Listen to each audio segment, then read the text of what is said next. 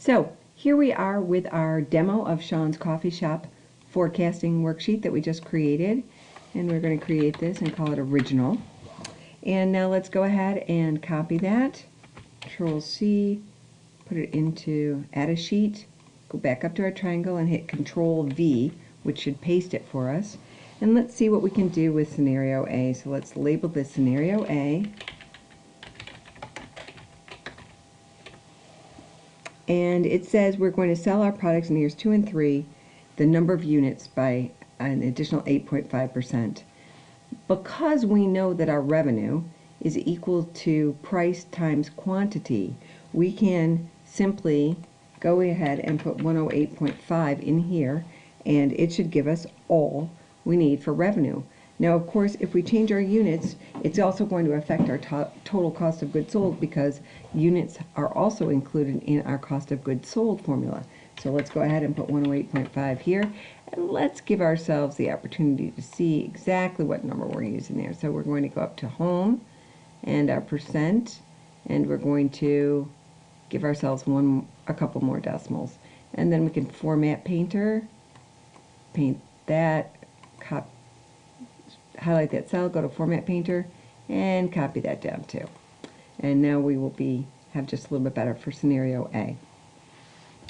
And that should give us our answer, because we've increased our revenue and we've increased our cost of goods sold by the number of units that have been sold. Let's go back to our original and copy it, Control C, make a new spreadsheet, or new worksheet. We'll call this, and we'll bring that one to the right of Scenario A. And to do that, I just highlighted it and dragged it over. And here we'll put Scenario B. And now we'll go up to our triangle and hit Paste. We lost our copy in that process. Control C, go to Scenario B, to our triangle, and we can either right-click and paste, or we can Control V, whichever one you want.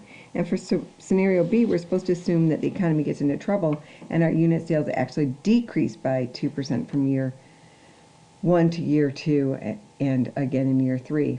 Well, when we decrease by something, we take 100% minus 2%, and that would equal 98%. So we put in 98% here. Oops, 0.98 would be good. Or we can put 98 and the percentage sign for both our revenue and our cost of goods sold, and that should give us our answer for Scenario B. Now let's make another worksheet. We'll go back to Original. I always like to go back to Original and pick up my original as a copy before I paste it in. That way for sure I know that I am pasting the original and not something I've accidentally picked up along the way. And then we'll make this Scenario C. And in Scenario C, it says the rent is going to increase by 10% in years 2 and 3. So we can put 110% there. And it also says our utilities are going to increase by 3%, so that would be a 103. It says that our garbage is going to increase by 1%, that would be 101. And our cleaning contract is going to increase by 101, or 1%, so we put in 101. And voila, we've got our answers to Scenario C. Let's go ahead and go back to our original, up to our triangle, Control C, go back to Sheet 5, Control V, and we're going to label Sheet 5 Scenario D. In Scenario D, it says we're going to switch suppliers, and our costs are going to go up 12% in years 2 and 3. So we will put 112 in there. Oops. Try that. We have cost starting in year 2, so that means it's going to go up both in year 2 and year 3, so we can use this sensitivity scenario column, and that gives us our new operating profit. Next, we're going to go ahead and create a new worksheet. Go back to our original, copy it, pop out to Sheet 6, paste it. We're going to label Sheet 6 Scenario E. And in Scenario E, our payroll expenses are going to increase by 10%. So we go here and we put in 110%. But remember, our payroll taxes are based on our payroll, so we need to also let them increase by 10%. And that gives us our brand new operating profit. We're on a roll here. Let's see what's next. Let's go to our original, Control C, go to sheet 7, Control V. We'll name this scenario F, and let's see what scenario F wants us to do. We can increase the price of all of our products by 5% in year 2 and in year 3. However, doing this will reduce the units you sell by 2% in years 2 and years 3. I'm going to show you the short way to do this, but we're also going to do a separate video on how to build a more complicated or complex worksheet that will allow us to do forecasting by product.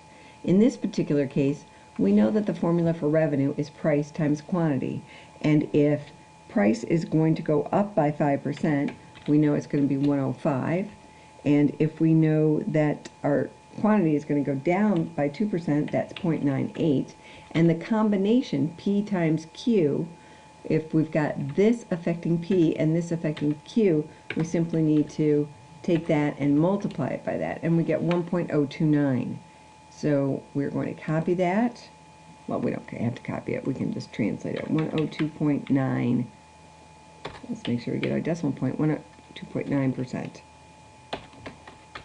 And that's, let's go ahead and give ourselves more decimal points there so we can see what's going on. Now our cost of goods sold, the price doesn't affect the cost of goods sold. The only thing that affects our cost of goods sold in this scenario is that our units are going down. So we're going to put in 98% there, and that should give us our brand new operating profit. And let's go ahead and make one more scenario G. So we're going to go to original, Control C, sheet 8, Control F, oops, Control V. Let's try that again. Copy, sheet F, go to our triangle, paste. And we don't want to paste special with values. We want to paste our formulas and our formatting, so that's the very first one, the choice on the selection. And now in scenario G, it tells us that our product is going to go up by 5% our price, so that we know that's 105. But we're concerned that the quantity may actually go down by 7%, and 100% minus 7% is 93%, or 0.93. And as we saw before, the impact on our price, or on our revenue, will be the product of those two factors. So we'll multiply them, and we get 0.9765. 0.9765. And let's go ahead and give ourselves some more decimal points available so that we can see that we've input it right. Yep, that looks good. And then in this particular case, again, the units go down by 7%. 100% minus 7% is 93%. So we input it as 93%. Are you noticing that we can put it in as a decimal point or a percent? But we need to make sure that it translates. And I don't know why it wants to be. Yep, there you go, 93%. Perfect. And now we've got a new operating profit. Let's label this scenario G. G. And we're done.